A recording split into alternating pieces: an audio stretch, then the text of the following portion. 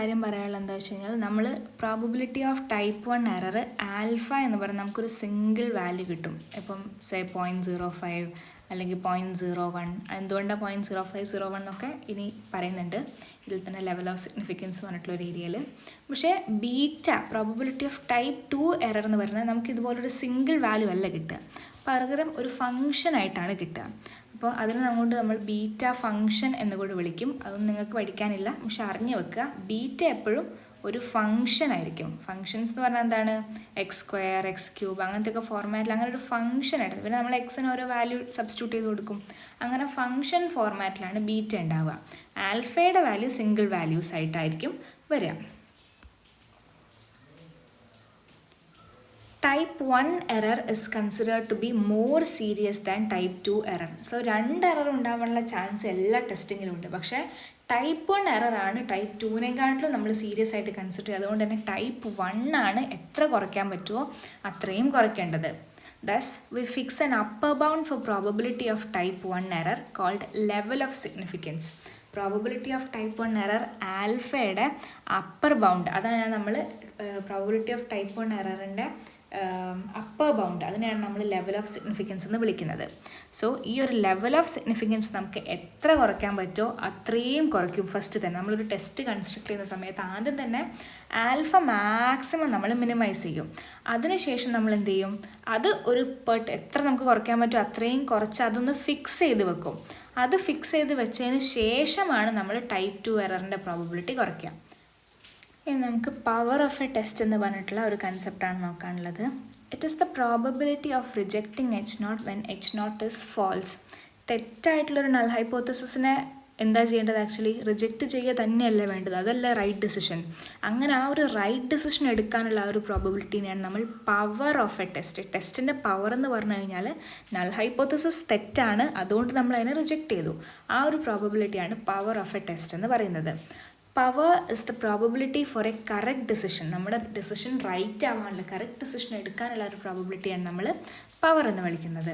So power of ഡിസിഷനെ നമുക്ക് 1 - probability of type 2 error എന്ന് എഴുതാം. അല്ലെങ്കിൽ നമുക്ക് വേണമെങ്കിൽ ഈ സ്റ്റെപ്സ് ആക്ച്വലി ഒന്ന് തിരിച്ച് എഴുതാം. ആക്ച്വലി പവർ എന്ന് പറഞ്ഞാൽ എന്താണ്?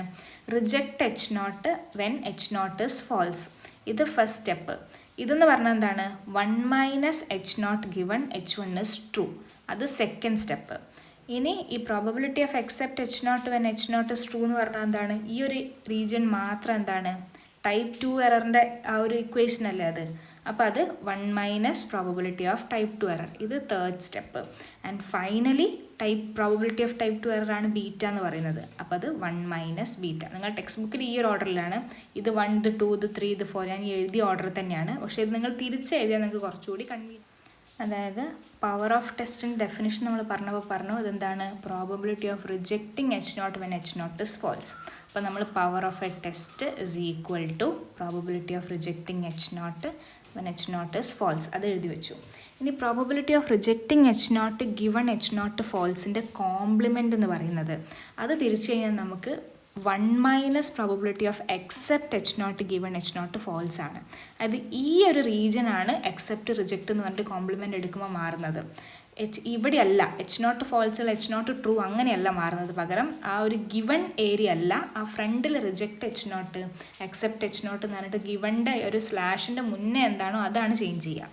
1 - probability of accept H0 given H0 false ആയി. അപ്പോൾ probability of accepting H0 when H0 is false നമ്മൾ എന്താണെന്ന് പഠിച്ചു? Probability of type 2 error commit ചെയ്യുമ്പോഴാണ് തെറ്റായിട്ടുള്ളൊരു നൾ ഹൈപ്പോത്തസിനെ നമ്മൾ അക്സെപ്റ്റ് ചെയ്യുക. അപ്പോൾ അതിനെ നമ്മൾ probability of 1 - probability of type 2 എററിന് എഴുതി. പ്രോബബിലിറ്റി ഓഫ് ടൈപ്പ് 2 എററിനെയാണ് നമ്മൾ ബീറ്റ ലെവൽ എന്ന് വിളിക്കാമെന്ന് ഇപ്പോൾ പഠിച്ചു. അപ്പോൾ അതിനെ നമ്മൾ 1 - ബീറ്റ എന്ന് എഴുതി. സോ പവറിൻ്റെ ഇക്വേഷൻ എന്ന് പറയുന്നത് 1 - ബീറ്റയാണ്.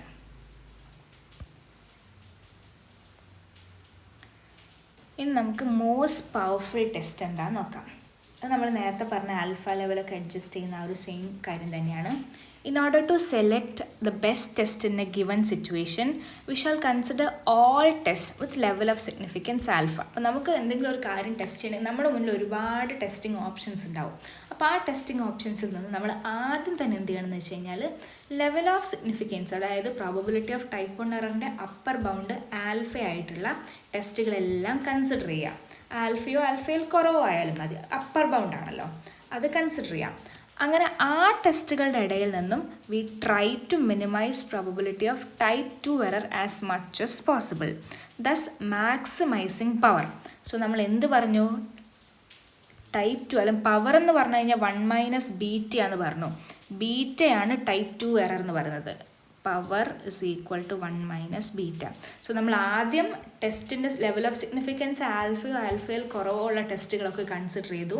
എന്നിട്ട് ആ കൂട്ടത്തിൽ നമ്മൾ ബീറ്റ ടൈപ്പ് 2 എറർ ഏറ്റവും കുറവുള്ള ടെസ്റ്റിനെ കൺസിഡർ ചെയ്യും. അപ്പോൾ 1 - ബീറ്റയാണ് പവർ. അപ്പോൾ ബീറ്റ കുറയാന്ന് പറഞ്ഞാൽ അതിൻ്റെ അർത്ഥം എന്താണ്, പവർ കൂടുക. പവർ എന്ന് പറഞ്ഞാൽ 1 - ബീറ്റ അല്ലേ. അപ്പോൾ ബീറ്റ കുറയുന്നതിനനുസരിച്ചിട്ട് പവർ കൂടും.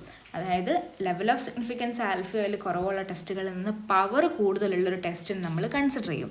ആ ഒരു ടെസ്റ്റിനെയാണ് നമ്മൾ മോസ്റ്റ് പവർഫുൾ ടെസ്റ്റ് എന്ന് വിളിക്കുക. എന്താണ് മോസ്റ്റ് പവർഫുൾ ടെസ്റ്റ്? നമ്മുടെ ഗിവൺ ടെസ്റ്റിൽ നമുക്ക് ഗിവൺ സിറ്റുവേഷനിൽ അവൈലബിൾ ആയിട്ടുള്ള ടെസ്റ്റുകളിൽ നിന്ന് നമ്മൾ ആദ്യം we consider level of significance ആൽഫയോ അതിൽ കുറവോ ഉള്ള ടെസ്റ്റുകളെ കൺസിഡർ ചെയ്യും. എന്നിട്ട് ആ ടെസ്റ്റുകളുടെ കൂട്ടത്തിൽ നിന്ന് നമ്മൾ മിനിമം ടൈപ്പ് 2 എറർ ഉള്ളത്, മിനിമം ടൈപ്പ് 2 എറർ എന്ന് പറഞ്ഞാൽ എന്താണ്, മാക്സിമം പവറുള്ള ടെസ്റ്റിനെ കൺസിഡർ ചെയ്യും. അങ്ങനത്തെ ടെസ്റ്റുകളെയാണ് നമ്മൾ മോസ്റ്റ് പവർഫുൾ ടെസ്റ്റ് എന്ന് വിളിക്കുന്നത്. നമ്മൾ നേരത്തെ പറഞ്ഞ ടൈപ്പ് 1 എറർ ടൈപ്പ് 2 എററൊക്കെ മാറിപ്പോകാൻ ചാൻസ് ഉണ്ട്. അക്സെപ്റ്റ് H0 ആണോ റിജക്റ്റ് H0 ആണോ എന്നൊക്കെ മാറിപ്പോകാൻ ചാൻസ് ഉണ്ട്. അപ്പോൾ അത് പഠിക്കാനുള്ള അതിൻ്റെ ഒരു ടേബിളാണിത്. അതായത് ഈ സൈഡിൽ കൊടുത്തിരിക്കുന്നത് എക്സ്പെരിമെൻറ്റേഴ്സ് ഡിസിഷൻ, ഇവിടെ ട്രൂ സ്റ്റേറ്റ്. അപ്പോൾ എക്സ്പെരിമെൻറ്റർക്ക് എപ്പോഴും പറഞ്ഞു ഹൈപ്പോത്തസിസ് ടെസ്റ്റിങ്ങിൽ നമ്മൾ എപ്പോഴും H1 ബേസ് ചെയ്ത് കാര്യങ്ങളൊന്നും പറയാറില്ല, H0 ബേസ് ചെയ്തിട്ടാണ്. റിജക്റ്റ് H0 എന്നാണ് പറയാറ്, അത് അക്സെപ്റ്റ് H1 എന്നല്ല പറയാം.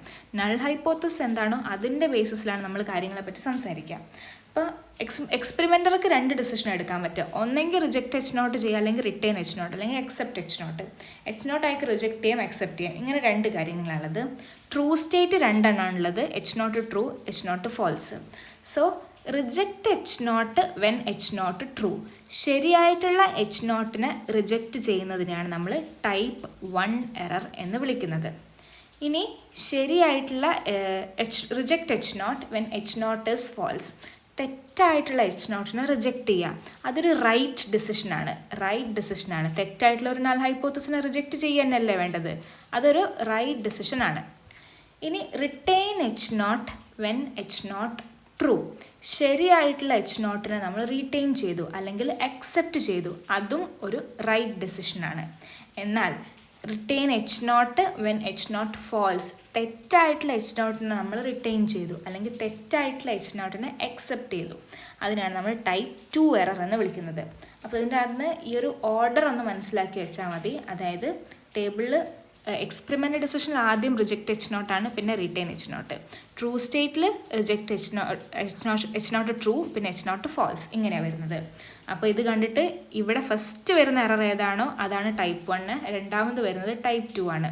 ഇത് രണ്ടും ട്രൂ ഡിസിഷനാണ്, അതിലാർക്കും സംശയമില്ലല്ലോ. H0 ഫാൾസ് ആയിരിക്കും, അത് റിജക്റ്റ് ചെയ്യുക തന്നെയല്ലേ വേണ്ടത്, അതല്ലേ റൈറ്റ് ആയിട്ടുള്ള ഡിസിഷൻ. സിമിലർലി ഈ കേസിലോ H0 ട്രൂ ആകുമ്പോൾ അത് റിട്ടെയിൻ ചെയ്യുക തന്നെയല്ലേ വേണ്ടത്, അത് റൈറ്റ് ഡിസിഷൻ അല്ലേ. സോ ഇതാണ് ടൈപ്പ് 1 എററും ടൈപ്പ് 2 എററും മനസ്സിലാക്കി വെക്കാനുള്ള ഒരു ടേബിൾ. ഇനി level of significance.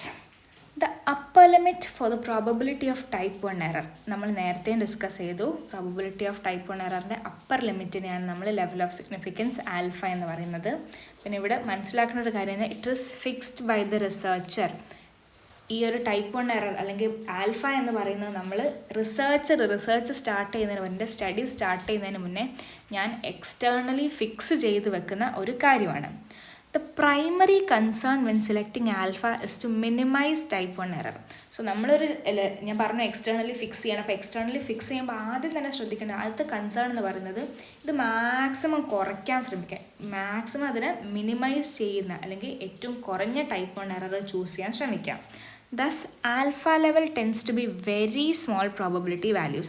Probability value 0-ൻ്റെയും 1-ൻ്റെ ഇടയിലുള്ള കാര്യത്തിൽ ആർക്കും സംശയമില്ലല്ലോ. അപ്പോൾ ആൽഫാൻ്റെ വാല്യൂ എന്തായാലും 0-ക്കും 1-ൻ്റെ ഇടയിലാണല്ലോ വരിക. കാരണം ആൽഫ എന്താണ്, പ്രോബബിലിറ്റി ഓഫ് ടൈപ്പ് 1 എററാണ്, ഒരു പ്രോബബിലിറ്റിയാണ് ആൽഫ. അപ്പോൾ അതിൻ്റെ വാല്യൂ എപ്പോഴും 0-ൻ്റെയും 1-ൻ്റെയും ഇടയിലേ വരുള്ളൂ.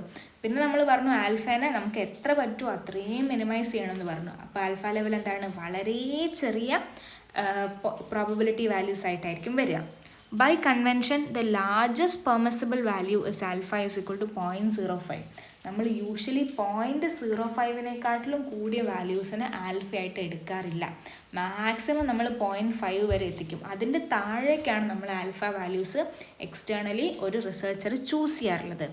അപ്പോൾ ഈ ആൽഫ വാല്യൂ എന്താ ഉദ്ദേശിക്കുന്നതെന്ന് വെച്ച് കഴിഞ്ഞാൽ, ആൽഫ ഇപ്പോൾ ഇവിടെ 0.05 ആണെന്ന് വിചാരിച്ചു. യൂഷ്വലി എല്ലാ കേസിലും 0.05 അല്ലെങ്കിൽ 0.01 ആയിരിക്കും ഫിക്സ് ചെയ്യുക. അപ്പോൾ ആൽഫ 0.05 ആണെന്ന് പറഞ്ഞാൽ അതിൻ്റെ അർത്ഥം എന്താണെന്ന് വെച്ച് കഴിഞ്ഞാൽ 0.05 എന്ന് പറഞ്ഞാൽ എന്താണ്, 5/100 അല്ലേ? അക്കാര്യത്തിൽ ആർക്കും സംശയമില്ല. 5/100 എന്ന് പറഞ്ഞാൽ എന്താണ്, അത് 5% അല്ലേ 5/100. അപ്പം 0.05 ആണ് ആൽഫ എന്ന് വെച്ച് കഴിഞ്ഞാൽ there is still 5% risk of committing type 1 error. So type 1 error ഉണ്ടാവാൻ അവിടെ 5% റിസ്ക് ഉണ്ട് എന്നാണ് അതിൻ്റെ അർത്ഥം. ഞാൻ നേരത്തെ പറഞ്ഞ പോലെ ആൽഫയുടെ വാല്യൂ 0.01 ആണെന്ന് വിചാരിച്ചോ. അപ്പോൾ അതിൻ്റെ അർത്ഥം എന്താണ്, there is 1% risk of committing type 1 error.